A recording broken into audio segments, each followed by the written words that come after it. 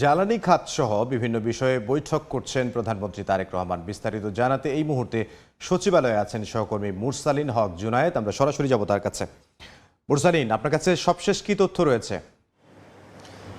গুরুত্বপূর্ণ তিনটি সাম্প্রতিক তথ্য দিয়েই জানাতে চাই যে বরেন্দ্র অঞ্চল, বিশেষ করে রাজশাহী, সবুজ পরিচ্ছন্ন এবং স্বাস্থ্যকর নগরীর বিশেষণে বিশেষায়িত হলেও সবশেষ যে তথ্যটি বলছে বেসরকারি গবেষণা সংস্থা আইডিআরসির তথ্য অনুযায়ী 25 সালের মে থেকে 26 এপ্রিল পর্যন্ত দেশের সবচেয়ে বেশি গাছ কাটা হয়েছে রাজশাহীতে, 23,000-এরও বেশি সংখ্যায়।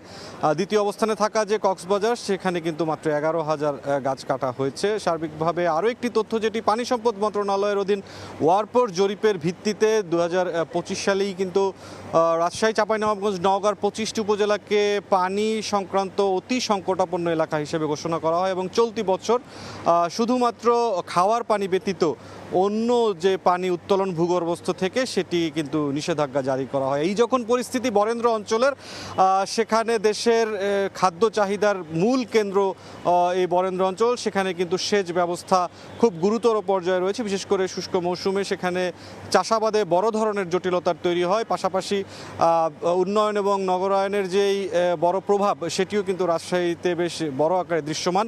সার্বিক পরিস্থিতিতে বরেন্দ্র উন্নয়ন কর্তৃপক্ষের সাথে বেলা 11টায় প্রধানমন্ত্রী তারেক রহমানের বৈঠক শুরু হয়েছে সচিবালয়ের মন্ত্রিপরিষদ বিভাগে। এছাড়াও এই বিষয়ে এখানে আরও যেই সব পরিকল্পনা রয়েছে সরকারের, সেইগুলোর বাস্তবায়ন প্রক্রিয়া বরেন্দ্র উন্নয়ন কর্তৃপক্ষের কিভাবে সম্পন্ন হবে, সেই বিষয়গুলো নিয়ে সেখানে আলোচনা হওয়ার কথা রয়েছে। পাশাপাশি দুপুর 12টায় জ্বালানি বিষয়ক একটি ফলো আপ সভা হওয়ার সূচিতে বলা হয়েছে। এরপরেই ভূমিকম্প বিষয়ককে প্রতিরোধ বিষয়ক কিন্তু আরও একটি সভা করবেন। সার্বিকভাবে বেশ কিছু গুরুত্বপূর্ণ সভা এবং ব্যস্ততম সূচি নিয়েই সচিবালয়ের প্রধানমন্ত্রী তারেক রহমান তার কার্যক্রম চালিয়ে যাচ্ছেন। এই ছিল সচিবালয় থেকে সবশেষ পরিস্থিতি। সচিবালয় থেকে যোগ দিয়েছিলেন সহকর্মী মুরসালিন হক জুনায়েদ।